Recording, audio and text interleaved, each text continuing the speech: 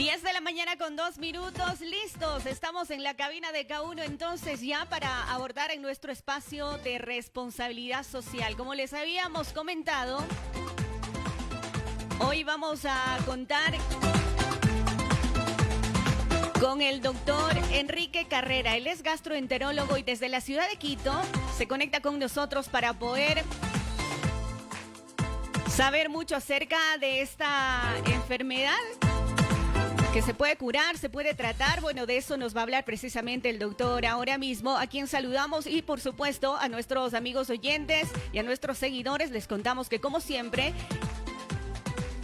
esta entrevista será transmitida a través de Facebook Live. Nos pueden ubicar como Radio K1 Ecuador para que estén pendientes entonces todos. Damos la bienvenida al doctor. Doctor, buenos días, bienvenido. Gracias por la entrevista de hoy. Buenos días con todos y con todas. Para mí es un gusto poder compartir estos minutos en esta entrevista y un saludo afectuoso desde Quito para todos ustedes. Muchísimas gracias, doctor. Como habíamos comentado anteriormente, ya mis amigos les estaba comentando de que el próximo 28 de julio precisamente se celebra el Día Mundial contra la Hepatitis, ¿no? Desde el año 2008, pues ya la Organización Mundial de la Salud viene celebrando esta fecha y el objetivo es o impulsar, mejor dicho, a nivel mundial todas las iniciativas o estrategias que puedan realizar el sector salud en contra de la hepatitis. Pero vamos a arrancar desde el principio, doctor, para poder engancharnos con toda la audiencia que tenemos ahora mismo a través de 92.5 y 105.9 en todo el sur del Ecuador. Vamos desde el principio. ¿Qué es la hepatitis, doctor? Bueno, como tú decías, estas campañas que ha hecho la OMS, básicamente lo que hacen es concientizar a la población sobre la importancia de la salud pública de las hepatitis, ¿no? Y obviamente todas estas actividades lo que hacen es fortalecer la prevención, detección y control de las hepatitis, ¿no? El término hepatitis se refiere a la inflamación hepática y básicamente está direccionado hacia las causas infecciosas, es decir, por los virus. Y en este caso y en este contexto, básicamente los principales que nosotros tenemos, a los cuales la campaña informativa está dada, es hacia los virus de la hepatitis A, de la hepatitis B y de la hepatitis C. Para que la gente pueda entender mejor, al hablar de hepatitis hablamos de qué órgano de nuestro cuerpo, qué órgano se afecta con esta enfermedad. Básicamente el hígado es el blanco de estas hepatitis, ¿no? Estos virus, al ingresar a nuestro cuerpo, lo que ocasionan es que nuestro hígado se inflame. Y al tener justamente esta inflamación, el término técnico es hepatitis, y lo que viene con el cuadro clínico de la inflamación hepática. Bueno, usted ya lo acaba de decir, nuestra siguiente pregunta era precisamente ¿por qué se da o qué es lo que produce el virus? ¿Por qué este tipo de hepatitis ingresa a nuestro cuerpo de pronto con alguna alimentación? Porque alguien nos contagió. De hecho, esa sería ya otra de las preguntas. ¿Cómo nosotros llegamos a contraer hepatitis? Bueno, en ese contexto tenemos que diferenciar la hepatitis A de la hepatitis B y de la hepatitis C. ¿Ya? La hepatitis A es un virus que básicamente su distribución geográfica está relacionado hacia las condiciones socioeconómicas y sanitarias de las regiones en el mundo, ¿no? Este es un virus que está muy distribuido en todo el mundo y a nivel de América, a nivel de Ecuador, nosotros tenemos una alta incidencia y prevalencia del virus, es decir, el virus circula mucho en nuestro medio, ¿no? Y básicamente el medio de transmisión del virus de la hepatitis A es a través de alimentos o aguas contaminadas. Cuando uno ingiere, por ejemplo, alimentos que tengan o contengan el virus y nunca ha tenido contacto con el virus de hepatitis A o se haya vacunado contra este virus, va a desarrollar justamente el cuadro clínico asociado a tener una hepatitis A. En cuanto al virus de la hepatitis B y C, estos tienen un modo de transmisión diferente porque justamente estos están en fluidos, secreciones, en sangre de personas que contienen el virus y pueden contagiar a otros. Entonces, obviamente, el método de transmisión es a través de transfusiones sanguíneas, de compartir objetos cortopunzantes, de contacto con la sangre, a través de relaciones sexuales, a través de realizar procesos como son la diálisis. O sea, son estas vías de contagio hacia el virus. Ya, doctor. Ahora, ¿cuántos tipos de hepatitis tenemos entonces? Porque usted nos habla del A, del B, del C o del D, puede ser también. ¿Cuántos tipos hay o de pronto cuáles son los más comunes también? O sea, los más comunes son el virus de hepatitis A, el virus de hepatitis B y el hepatitis C, que son causas infecciosas. ¿Sí? Después Ujú. tenemos el virus de hepatitis D y de hepatitis E, que en nuestro medio tenemos una alta sospecha de que esto circula, pero tampoco tenemos o sea, exámenes que nos pueden corroborar esto. Y Ya. en nuestro medio lo que más vamos a ver, lo que más nos vamos a enfrentar son estos tres tipos de hepatitis De, A, ajá. B y C. A ver, dice, de estas tres, ¿cuál es la más grave, doctor? En realidad, el virus de hepatitis B y de hepatitis C cursan con gravedad, ya que estos van a tener un curso crónico. ¿Qué Ujú. significa esto? Cuando un paciente se contagia con estos virus, en relación al virus de hepatitis B, muy probablemente su cuerpo lo elimine al virus. Sin Ya. embargo, el 5% de esta población que se contagia con el virus de hepatitis B va a tener una aportación crónica, al igual que es el virus de hepatitis C. La diferencia con el virus de hepatitis A es que cuando uno tuvo contacto con el virus de hepatitis A, este no se queda en el cuerpo de forma prolongada o de forma crónica. El Ujú. virus se elimina solito y el paciente se recupera de su cuadro clínico. El virus B y el virus C, en un gran porcentaje de la población, permanece oculto. Y es ahí cuando viene el problema, porque si uno no logra identificar este virus a tiempo, muchas veces ya nos enfrentamos después de muchos años que este paciente puede desarrollar una cirrosis hepática, por ejemplo, o tener tumores en el hígado. Doctor, entonces, en base a lo que usted nos dice, ¿de pronto una hepatitis podría ser mortal? Sí, claro, totalmente, porque estos virus justamente causan complicaciones en la salud del individuo y el blanco de afección es el hígado. Entonces, si es que uno, por ejemplo, no sabe que contiene, que porta el virus, puede pasar muchos años asintomático, hasta cuando Ujú. el día que, por ejemplo, el paciente se pone amarillo o tiene ictericia. Entonces, ahí es cuando uno empieza a estudiar al paciente y sale el resultado positivo de tener o poseer una hepatitis. Entonces, por lo tanto, si uno no se hace un chequeo adecuado, puede ser un portador crónico Ujú. asintomático, es decir, tener el virus, no saber qué tiene, hasta que en un punto la enfermedad puede salir a la luz. Listo. Ahora, doctor, siempre escuchamos decir a ustedes, los médicos, una infección aguda o puede ser crónica. ¿Cuál es la diferencia entre agudo y crónico? Lo agudo es actual, ¿sí? Es decir, un paciente que cursa, por ejemplo, con una enfermedad Ujú. en este momento en el tiempo y puede durar hasta 6 meses. Pasado los 6 meses, ya le ponemos nosotros como el cartel de una portación crónica de este virus. Entonces, es muy importante que cuando un paciente tiene signos y síntomas asociados a esta inflamación hepática o hepatitis, debe chequearse contra estos virus. Perfecto. Ahora, doctor, como bien usted lo decía hace rato, hablábamos de síntomas. ¿Cuáles son los síntomas de la hepatitis? Generalmente, hablamos que el color de los ojos se vuelve amarillo, pero pueden haber otros síntomas. ¿Cómo nosotros reconocemos que tenemos esta enfermedad? A ver, cuando hablamos de la parte aguda, como hablábamos en un momentito, hace un ratito, en la parte aguda, cuando estos virus nos afectan, el signo de alarma principal que hace que nuestra población consulte a un médico es tener el color amarillo de los ojos o que la orina se vuelva un poco más oscura. Ese es el síntoma de alarma principal que hace que un Ujú. paciente consulte con una alta sospecha de una inflamación hepática. Ya. Sin embargo, cuando ya pasamos a la fase crónica de la enfermedad, nosotros lo que podemos detectar es que este paciente tenga cansancio, o sea, se sienta muy cansado y tenga, por ejemplo, picazón del cuerpo, ¿sí? O muchas veces sea sintomático, que ese es el gran problema que nos enfrentamos. Y por eso Ujú. es que al hacer los chequeos rutinarios de salud, es una obligación del médico general, del médico del primer nivel, del segundo nivel, incluso del tercer nivel, es decir, de especialistas o de hospitales o centros de salud, que pueda detectar este grado de afección hepática a través de exámenes de sangre. Ah, ya, solo los exámenes de sangre entonces, o mejor dicho, ese es el necesario para descubrir efectivamente la hepatitis y luego pues saber qué tipo de hepatitis es. Correcto, o sea, básicamente el hepatograma, que es las enzimas hepáticas o el perfil hepático, va a estar alterado. Si nosotros tenemos pacientes que en un chequeo general, por ejemplo, tienen altas las enzimas hepáticas o si tienen este cuadro clínico de decaimiento, malestar general, picazón del cuerpo, el médico hace una rutina de laboratorio, tiene que pedir exactamente este perfil hepático, porque es la única forma de darse cuenta de la inflamación que está cursando el hígado.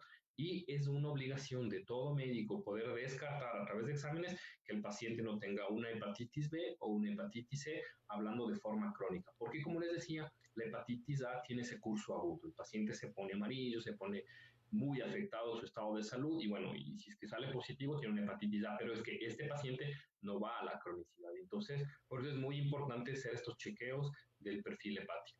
Ahora, doctor, mucha gente también se preguntará, bueno, ¿es hereditario, es contagioso? Hemos escuchado decir que sí, la hepatitis es contagiosa. De pronto, si comparto un cubierto con alguien, me puedo contagiar de hepatitis o también puede ser hereditaria.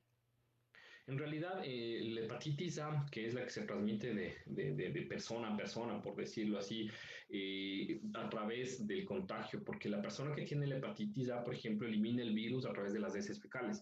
Y por eso es muy importante que cuando un paciente se contagia de hepatitis A, tenga todas las regulaciones generales para tener una buena sanidad en relación a evitar que justamente pueda contagiar a otras personas, ¿no? Entonces es por eso que es muy, muy importante el hecho de que el paciente conte con un solo baño, que el paciente se lave bien las manos antes y después de hacer sus necesidades. Y en Ese el... es en el contexto de la hepatitis A, ¿verdad? Ajá. Pero si nosotros compartimos con un paciente que tiene hepatitis B o hepatitis C, que es nuestro familiar, es muy poco probable que podamos justamente contagiarnos, porque el método de transmisión es diferente. Sin embargo, nosotros cuando encontramos un caso índice en casa del paciente tiene hepatitis B o hepatitis C, lo que generalmente hacemos es que al grupo familiar íntimo de esta persona buscamos si no han tenido contacto con el virus de hepatitis B y C. En el caso del virus de hepatitis B, sí, justamente tenemos la vacuna. Entonces lo que hacemos es prevenir a sus familiares y lo que hacemos es administrar 3 dosis de vacuna. Ah, esa es una buena información entonces, que se puede prevenir un posible contagio. Entonces, antes de que la familia siga contagiándose, podemos acudir a la vacuna. ¿Esto de pronto puede afectar de pronto más a hombres o a mujeres, doctor? ¿Puede la hepatitis tener cierta preferencia, por decirlo así de alguna manera? ¿Quiénes se contagian más entonces, los hombres o las mujeres o a todos por igual? En realidad, en relación al sexo, hombres y mujeres, nos afectamos igual, sí, los dos. Pero lo que es importante es saber que existen grupos de riesgo. Y estos grupos de riesgo, en un primer impacto, justamente tenemos a los profesionales de la salud. Fíjense en que al tener contacto con pacientes que tengan o sean portadores de virus B o virus C, yo les hablaba sobre justamente el contagio que puede ser a través de la sangre de una persona infectada, alguien que no haya tenido contacto con el virus. Y eso es a través de los pinchazos. Entonces, el principal grupo de riesgo para esto tenemos profesionales de la salud. Después tenemos pacientes que han usado, por ejemplo, drogas de manera endovenosa, pacientes de aquellos que son politransfundidos, a veces con sangre que se les pasa en grandes cantidades, y después aquellos pacientes que tienen conductas sexuales de riesgo, ¿no? Ahí es cuando uno ve y enfoca su atención al paciente como grupo de riesgo. Pero tanto hombres y mujeres vamos a estar expuestos a poder contagiarnos con estos virus. Perfecto, doctor. Ahora, si es que vamos desde el otro lado, ahora con este tema de la pandemia de la COVID-19, de pronto las personas con hepatitis son propensas también a contraer el virus de la COVID-19. Bueno, en realidad ahora fíjate que tenemos que este virus se ha expandido tanto en toda la población que todos somos personales de riesgo, o sea, tanto personal médico, no médico y la población en Ujú. general. Y fíjate que es interesante porque a diferencia del virus, o sea, del COVID contra el virus de hepatitis, el COVID es un virus que ha tenido un altísimo impacto en la mortalidad que ha hecho que justamente la humanidad tenga pausa en todas sus actividades. El Ujú. virus de hepatitis B y hepatitis C se lo viene tratando desde hace mucho tiempo y justamente la cantidad de personas que llegan a infectarse es altísima. Por ejemplo, en nuestro medio, en Ecuador, lo que nosotros más tenemos son pacientes que tienen hepatitis B.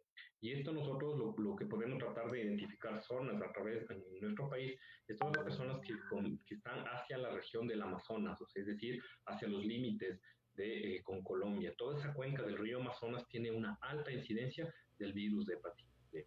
Y la hepatitis C, últimamente, con los últimos años, sí, dada la migración de países vecinos nuestros, hemos tenido mucho más casos de hepatitis C. Anteriormente la hepatitis C no la encontrábamos tanto en nuestro país. ¿Mm? ¿Hay algún alguna explicación para lo que usted acaba de decir, que generalmente en la zona frontera con Colombia hay más enfermedades o más contagios? ¿Hay alguna explicación a esto? En realidad, lo que se ve es que una afección epidémica a través de una zona del río Amazonas. Es por eso que en Brasil, por ejemplo, la mayor cantidad de pacientes afectados de hepatitis B justamente confluyen en la parte de la ribera del río Amazonas. Hacia las urbes no se tiene tanta hepatitis B justamente por esta alteración o esta afección a nivel del río Amazonas, que no se sabe en realidad cuál es la causa principal, pero es una zona geográfica. Es igual que lo que sucede con África o Asia. Hay zonas de África y Asia que tienen muchísima cantidad de pacientes que tienen justamente virus de hepatitis. Ahora, doctor, de pronto mucha gente se estará preguntando también si hay diferentes tipos de hepatitis, de pronto una más grave que la otra u otra de pronto puede ser tratada. ¿La hepatitis en sí tiene cura o se la puede manejar con tratamientos durante el resto de la vida? A ver, el virus de hepatitis A, no se olviden que es causado por un agente infeccioso, entonces la transmisión era a través de alimentos contaminados. Entonces, cuando un paciente se contagia con virus de hepatitis A, el tratamiento está enfocado hacia los síntomas del paciente, ¿sí? Es decir, si el paciente tiene náusea, tiene vómito, tiene dolor abdominal, incluso tiene fiebre, uno puede tratar sintomatológicamente, pero no hay ningún tratamiento direccionado a atacar el virus de hepatitis A, por lo que el virus no tiene una aportación crónica. Es decir, el virus te da, se afecta, te da una hepatitis aguda y se fue. ¿Qué es lo que sucede con el virus de hepatitis B y de hepatitis C? Estos virus entran justamente en la célula hepática, que se llama hepatocito, y se queda ahí. Entonces, el tratamiento está direccionado a evitar la replicación de este virus. Entonces, actualmente nosotros contamos con tratamientos por vía oral para la hepatitis B y lo que hace es bajar la carga viral y que un paciente pueda pasar mucho tiempo justamente sin tener esta carga viral. Es algo parecido a lo que pasa con el HIV. No se cura el HIV, pero se mejora muchísimo la carga viral. Y un porcentaje pequeño de pacientes que llega a ser el 5 al 10%, cuando tienen una hepatitis B, pueden obtener un clearance o barrer el virus y curarse. Pero, ¿qué pasa con el virus de hepatitis C? Con los últimos tratamientos de los últimos años, se ha logrado tener tal eficacia que un paciente que porta el virus de hepatitis C puede llegar a curarse en un porcentaje del 95 al 99%. Esto no pasaba hace años. Esto es justamente con los últimos tratamientos direccionados a atacar este virus. Entonces, el virus A no hay tratamiento, se va solo, no hace falta dar un tratamiento para el virus y para los síntomas.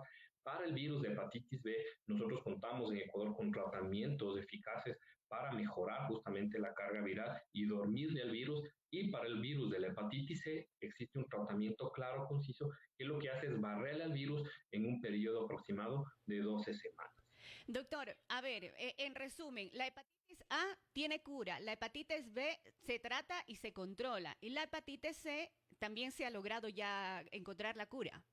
Exactamente. Actualmente, o sea, todo esto, en todas estas campañas de hepatitis C, lo que nosotros queremos transmitir a la población es justamente eso, que estos virus están con nosotros, estarán mucho tiempo con nosotros, pero justamente el virus A se cura solo, el B, como tú lo has dicho, existe un tratamiento que frena la carga viral y el paciente puede estar muy bien muchos años, y para la hepatitis C existe un tratamiento eficaz que barre el virus. Perfecto. Ahora, doctor, aquellas personas que, digamos, prácticamente tienen que convivir con este virus, ¿pueden llegar a tener un estilo de vida normal o es que de pronto pueden traer alguna consecuencia? No, totalmente pueden tener un estilo de vida normal, obviamente guardando las precauciones en el tema de la actividad sexual. Siempre es importante que cuando estos pacientes, estas personas se tengan el virus, tengan un método de barrera justamente que evite que contagie. Porque no se olviden que hay muchos pacientes que son asintomáticos y es ese paciente que puede contagiar al resto de la población. Y, por ejemplo, un método muy bueno y muy importante se lo haces cuando, por ejemplo, una persona dona sangre. Cuando una persona llena un formulario y el personal que recibe esta sangre detecta como un factor de riesgo, procesan esa sangre justamente para poder detectar. Y nosotros hemos tenido muchos pacientes, por ejemplo, que al donar sangre recién se enteran que pueden estar portando tantos virus B como virus G. Entonces ahí lo que hacemos es justamente exámenes para corroborar este diagnóstico. Si es que es necesario, se aplica un tratamiento y si no, lo que se hace es que este paciente pase a una vigilancia cada cierto tiempo. ¿Cómo podemos prevenir un posible contagio de hepatitis o de contraer la hepatitis, doctor? Bueno, de pronto uno de esos puede ser evitar compartir ciertas cosas con aquella persona que ya está contagiada, de pronto dentro de la familia, pero ¿cómo podemos prevenir en sí contraer una hepatitis? A ver, algo que es muy importante es que si nosotros no hemos tenido contacto, por ejemplo, con el virus de hepatitis A, nosotros a través de la sangre podemos detectar si es que esta persona tiene anticuerpos contra este virus. Fíjense que ahora los anticuerpos es algo que la población lo manejamos bastante bien por el tema del coronavirus, ¿no? Es decir, cuánto de mi cuerpo genera una reacción para atacar a ese virus. Entonces, cuando nosotros no hemos tenido contacto con el virus de la hepatitis A que hay en nuestro caso, lo que uno puede hacer es vacunarle a esa persona y lo que va a hacer es crearle inmunidad para que no tenga, o sea, que no le pueda dar una hepatitis A. Y en relación a la hepatitis B, lo de la vacuna, ¿no? O sea, es muy importante poder vacunar al grupo, a familiar, a la pareja del individuo o persona que tenga una hepatitis B. Y en general, tener los cuidados generales, ¿no? O sea, pienso yo que el hecho de que tengamos un familiar con hepatitis B tampoco significa aislarle a ese paciente, que ese paciente coma, o sea, aislarle del grupo familiar. O sea, es importante convivir con estas personas y saber que estas personas tienen que tener un buen seguimiento clínico en todo lo que resta de la historia natural de estas hepatitis. Doctor, la pregunta que nos acaba de llegar dice, ¿yo me puedo vacunar aún así ningún familiar esté contagiado? Entonces, doctor, la pregunta sería, ¿uno se puede vacunar sin la necesidad de que alguien se haya contagiado en nuestro entorno?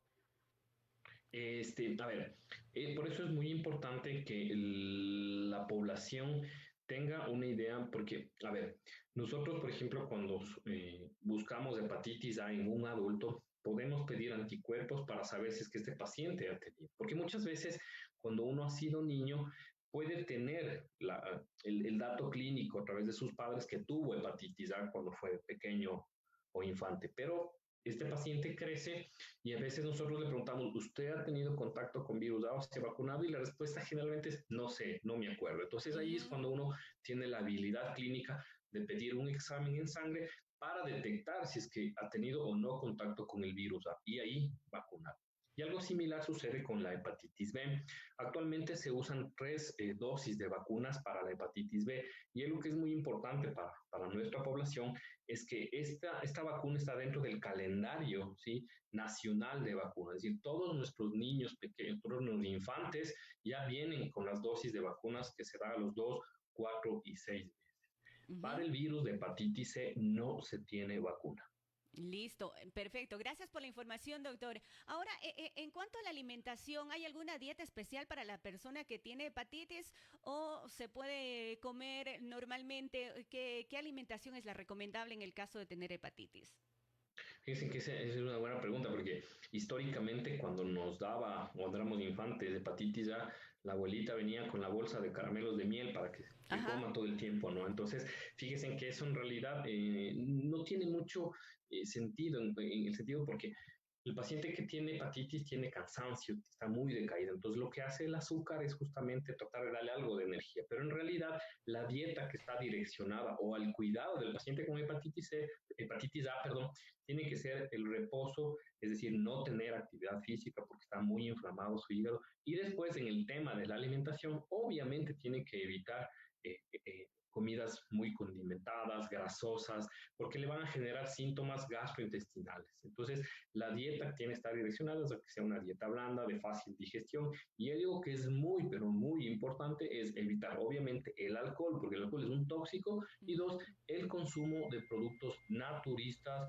homeopáticos en este momento de su enfermedad, porque es lo clásico, ¿no? Que uno tiene una inflamación hepática y generalmente la recomendación es tómate esta agua que es muy buena para el hígado. Entonces lo Ujú. que tenemos que tratar es evitar justamente el consumo de estas aguas medicinales porque estas pueden en un efecto contrario o rebote causar algún grado de toxicidad hepática porque no se olviden que el hígado, una de las funciones es la detoxificación, es decir, todo lo que uno se toma ¿sí? O consume de medicamentos pasa por el filtro que es el hígado. Entonces, por lo tanto, la dieta tiene que estar direccionada a una dieta ligera, blanda, baja en grasas, por un tiempo no consumir lácteos y todos los cuidados que les decía en relación al alcohol o a productos naturistas.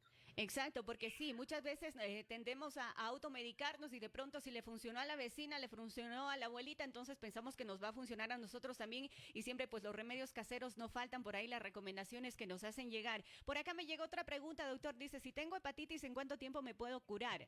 ¿Depende el grado o el tipo de hepatitis, doctor? Exactamente. La hepatitis A, cuando nos da de adultos, aproximadamente entre 4 a 8 semanas tienes el cuadro clínico severo, ¿no? El paciente muy amarillo, muy decaído, y después va bajando. Y después puede quedarse un poco alta las enzimas hepáticas por un tiempo, pero cuando nos da una hepatitis A, no se olviden que el hígado en un punto se regenera completamente, es decir, no va a tener más inflamación y las enzimas van a estar normales. En respecto a la hepatitis B y la hepatitis C es diferente, ¿no? Como hablamos, el curso crónico de la enfermedad hace que si es que este paciente genera enzimas altas durante mucho tiempo, es un paciente que puede llegar a tener fibrosis o cirrosis. Por eso es paciente que tenerle mucho ojo y mucha atención, porque a nosotros nos llegan pacientes, por ejemplo, con cirrosis hepática a los 50, 60 años, y a veces ese paciente que se contagió hace mucho tiempo y tuvo una fase muy asintomática de la enfermedad, hasta cuando realmente ya las cosas han cambiado. Entonces, por eso yo les invito a todos los médicos del primer nivel, del segundo nivel, médicos familiares, médicos rurales, a que justamente cuando tengan un paciente con una sospecha o cuando vayan a hacer un examen general, pidan el perfil hepático, ¿no? Esta es la primera puerta de entrada para que uno pueda llegar a diagnosticar una hepatitis viral. Y prevenirlo sobre todo. Ahora, doctor, por acá dice, si es que yo tengo hepatitis, me tengo que aislar, si hablamos de un virus, entonces necesitan hacer, digamos, un tipo de cuarentena, porque yo sí recuerdo, doctor, ahora que llega esta pregunta, en alguna ocasión un hermano mío sí se tuvo hepatitis y tuvo que faltar a clases como un par de días. ¿O cuánto tiempo es o no es necesario el aislamiento? A ver, es de súper buena pregunta porque el virus de hepatitis A, que es el que generalmente causa más este impacto a través de la población, hay que recordarnos que cuando el paciente se pone amarillo, tiene los ojos amarillos o la orina es muy colúrica o es color muy café, Ujú. ese momento quiere decir que empezó el cuadro clínico severo, pero este paciente de hepatitis A ya días antes ya tenía la enfermedad que se fue incubando. Y algo ¿Ya? que es muy importante es, del momento que el paciente se pone amarillo hacia adelante aproximadamente 2 semanas, el paciente expulsa el virus a través de las heces. Entonces, ese momento donde justamente es mejor tenerle al paciente en casa para que obviamente no pueda poder contagiar a otras personas. Entonces, yo les diría que si uno tiene una hepatitis A, desde el momento que se pone amarillo, esperar por lo menos 2 semanas para evitar justamente tener esa fase de contagio al resto. Y después de las 2 semanas ya la carga viral en las heces fecales ya no tiene, entonces ya ahí ya no entra en la fase de contagio hacia el resto de la población. En el resto de hepatitis, no, de tipos de hepatitis, no, esto más con el tipo A nada más. Exactamente, ese es mucho más con el A. Y en realidad con la B, o sea, lo ideal es tener el chequeo clínico adecuado y saber que si uno tiene hepatitis B, ¿sí?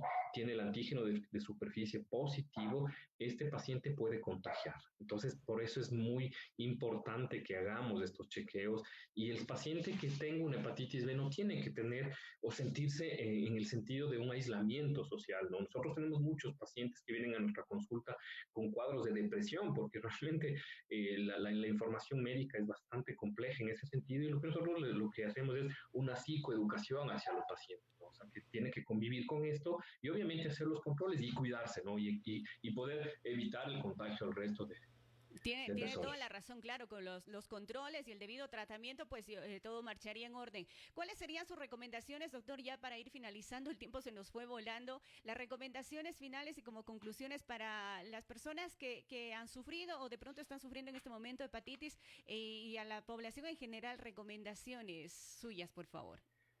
Bueno, en realidad yo pienso que, como les decía al inicio de la entrevista, esta es una muy buena oportunidad para poder conciencializar a la población sobre el riesgo que involucra tener justamente una hepatitis.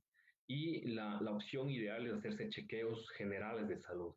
No solo enfoquémonos al chequeo cardiológico, pulmonar, digestivo, también demos la oportunidad a la salud hepática, que es muy importante. Estas enfermedades son demasiado silenciosas, sobre todo la hepatitis B y C. Entonces nosotros cuando hagamos un chequeo de salud pidamos a nuestro médico laboral, por ejemplo, si estamos en un trabajo, que nos pida un perfil hepático, ¿no? No está por demás hacer ese chequeo a través de las enzimas hepáticas y después en general tener un cuidado general de la población, ¿no? Como les decía, tenemos vacuna, cuando no hemos tenido contacto con el virus A, vacunémonos, si no hemos tenido contacto con el virus B, vacunémonos y sobre todo a la psicoeducación que es muy, muy importante para toda nuestra población. Exacto. Doctor, le agradezco un montón por habernos brindado este espacio y pues bueno, ojalá haya una próxima oportunidad podamos volver a conversar. Ha sido muy valiosa toda la información que usted nos ha podido compartir. De pronto, pues para la gente que quiera seguirlo a usted a través de redes sociales o de pronto alguna página web donde podamos seguir contando con su información, doctor. Bueno, muchas gracias a ustedes y a los oyentes por este espacio. Es muy importante tener estos momentos de educación hacia la población y no olvidarnos de este tema, ¿no? Claro, yo tengo la página, pueden verlo por Grupo Vesalius acá en Quito, como Enrique Carrera, gastroenterólogo y patólogo, pueden verlo. Y bueno, quería aprovechar al final nada más para despedirme y saludar afectuosamente a todos mis amigos, a todos los alumnos que tengo de la linda provincia de ustedes, que son espectaculares, y un abrazo especialísimo para la familia Padrón Vázquez, que seguro nos están escuchando, ¿no? Qué Así que les bien. mando un abrazo fraterno. Muchísimas gracias, doctor. Entonces, un feliz resto de domingo para usted y nosotros por acá continuamos en nuestra emisión de K1 Positivo hasta las